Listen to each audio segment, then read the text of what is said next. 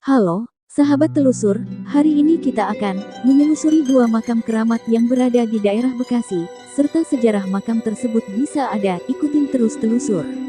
Yang pertama yang akan kita telusuri, makam Nyai Ratu Mayangsari dan yang kedua Mbah Kandong. Jangan lupa, subscribe, like, dan komen, biar kita semangat dalam membuat karya, untuk menghibur sahabat telusur.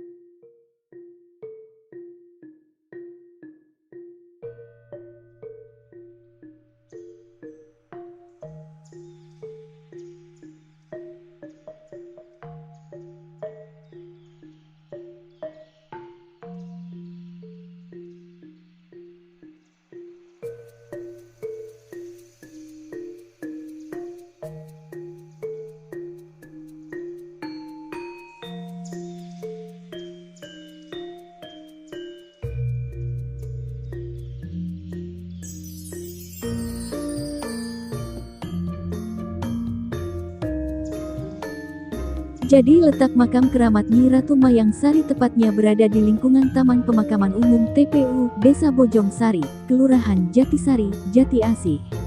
Letak makamnya berada di depan masjid di area pemakaman tersebut dan menempel langsung dengan dinding masjid.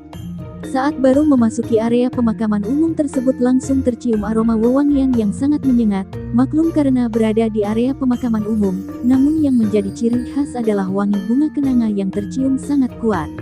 Bau wangi ini berasal dari dalam makam Nyi Ratu Mayang Sari yang konon katanya Nyi Ratu sangat menyukai bunga kenanga.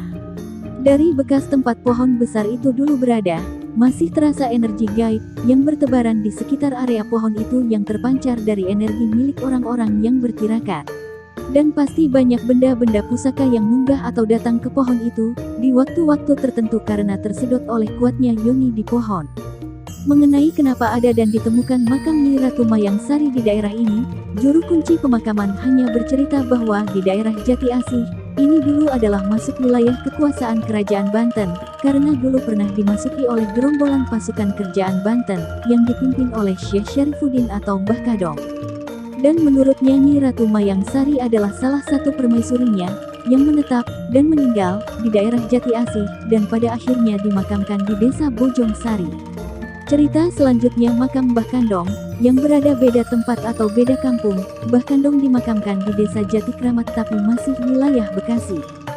Jati Kramat adalah sebuah desa di selatan kota Bekasi yang menjadi akses orang-orang Bekasi menuju Pondok Gede sampai ke Jakarta Timur.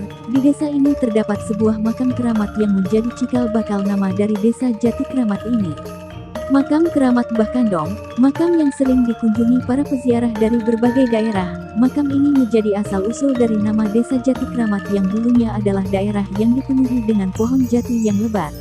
Menurut cerita Mbah Kandong adalah seorang penyebar agama Islam di daerah Bekasi.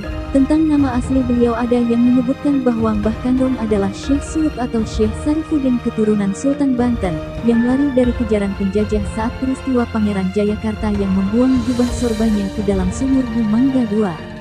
Mbah Kandong atau Syekh Syarifuddin datang dengan menggunakan handong, delman, dan pada akhirnya menetap di tempat itu dan lebih dikenal oleh masyarakat setempat Mbah Handong, Mbah Kandong.